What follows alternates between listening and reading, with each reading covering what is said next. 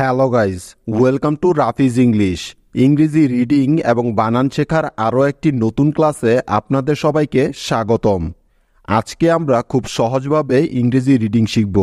এভাবে প্র্যাকটিস করলে আপনি খুব দ্রুতই ইংরেজি রিডিং শিখে যাবেন।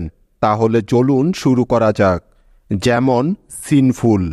তো দেখো, এই শব্দটির প্রথমেই আছে এস, তাই এস এর পরিবর্তে নিয়ে নিলাম দন্তস্ব। এস এরপরে আই আছে, সেজন্য নিয়ে নিলাম ইকার। কারণ আমরা জানি যে ই বা ইকারের জন্য ইংরেজি বানানে আই বসে। তাহলে এস এবং আই মিলে হয়ে গেল সি। তারপরে এন আছে, যার জন্য নিতে হবে দন্তন্য। তাহলে এস আই এন মিলে হলো সিন। তারপরে এফ আছে, তাই নিয়ে নিব ফ। এফ এরপরে ইউ আছে, যার জন্য নিয়ে নিলাম রস্যকার। কেননা এটা তো আমরা আগেই শিখেছি যে ইউ এর শর্ট সাউন্ড রস্যকার হয়, তাই তো। তাহলে এফ এবং ইউ মিলে হয়ে গেল ফু, সিন ফু। সবার শেষে বাকি আছে এল, তাই নিতে হবে ল। সুতরাং এফ ইউ এল মিলে হয়ে গেল ফুল, সিনফুল। সিনফুল অর্থ হলো পাপী বা অপরাধী। এই শব্দটি থেকে আমরা মোট দুটি সিলেবল পেলাম, যেমন এস আই এন সিন এবং এফ ইউ এল ফুল, সিনফুল। বুঝতে পেরেছ? মনে থাকবে তো? তাহলে চলো পরবর্তী শব্দটি দেখে নেওয়া যাক। নেক্সট শব্দ মেল্টেড। তো দেখো, এই শব্দটি প্রথমেই পাচ্ছি এম, তাই এম এর পরিবর্তে নিয়ে নিলাম ম। এম এরপরে ই আছে, যার জন্য নিতে হবে একার। কারণ এটা তো আমরা সবাই জানি যে একারের জন্য ইংরেজি বানানে ই ব্যবহার করা হয়। তাহলে এম এবং ই মিলে হয়ে যাবে মে। তারপরে এল আছে, তাই নিয়ে নিলাম ল। সুতরাং এম ই এল মিলে হয়ে গেল মেল। তারপরে টি আছে, সেজন্য নিলাম ট। টি এরপরে ই আছে, তাই নিতে হবে একার। তাহলে টি এবং ই মিলে হয়ে গেল টে, মেল টে। এখন শেষে বাকি রইল ডি, যার জন্য নিয়ে নিব ড। তাহলে টি ই ডি মিলে হয়ে গেল টেড, মেল্টেড। মেল্টেড অর্থ হলো গলিত বা গলানো। এই শব্দটি থেকে আমরা মোট দুটি সিলেবল পাই, যেমন এম ই এল মেল এবং T E D Ted, melted. ঠিক আছে, বুঝতে পেরেছ? মনে থাকবে তো?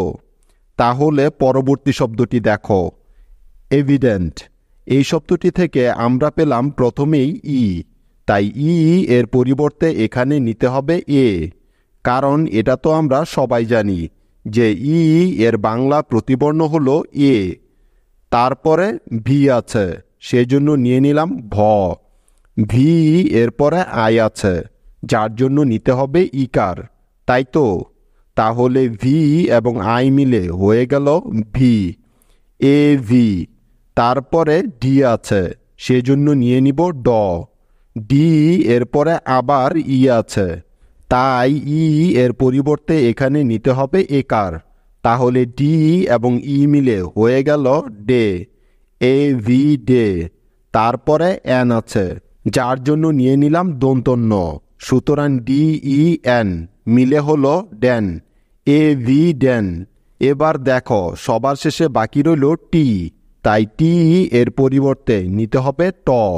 তাহলে ডি ই এন টি একত্রে মিলে হবে ডেন্ট, এভিডেন্ট। এভিডেন্ট অর্থ হলো সুস্পষ্ট বা প্রত্যক্ষ। কি বোঝা গেল?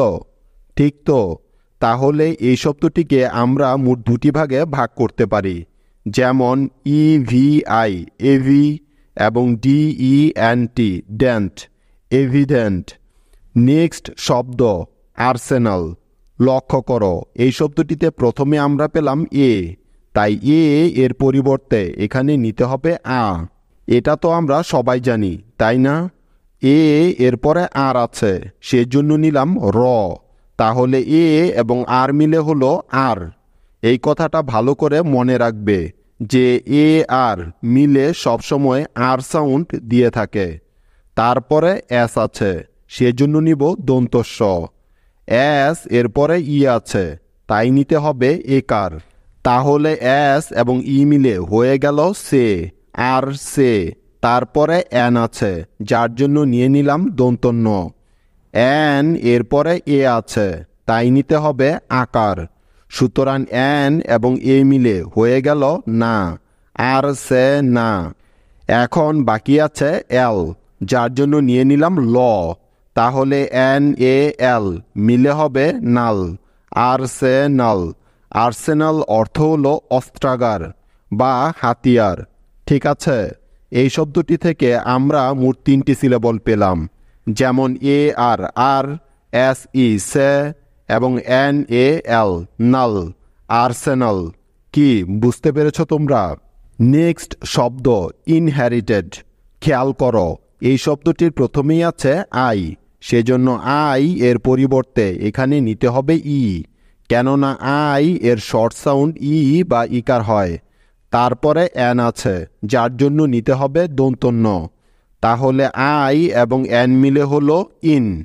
মনে রাখবে, আই এন মিলে সবসময় ইন হয়। তারপরে এইচ আছে, সেজন্য নিয়ে নিলাম হ। এইচ এরপরে ই আছে, তাই নিব একার। সুতরাং এইচ এবং ই মিলে হয়ে গেল হে, ইন হে। তারপরে আর আছে, যার জন্য নিলাম র। আর এরপরে আই আছে, তাই এখানে আই এর পরিবর্তে নিতে হবে ইকার। তাহলে আর এবং আই মিলে হয়ে গেল রি, ইন হ্যা রি। তারপরে টি আছে, সেজন্য নিয়ে নিলাম ট। টি এরপরে ই আছে, তাই নিলাম একার। তাহলে টি এবং ই মিলে হলো টে, ইন হ্যা রি টে। এখন বাকি রইল ডি, যার জন্য নিয়ে নিলাম ড। তাহলে টি ই ডি মিলে হলো টেড, ইনহেরিটেড। ইনহেরিটেড অর্থ হলো উত্তরাধিকার সূত্রে প্রাপ্ত বা পূর্বপুরুষ।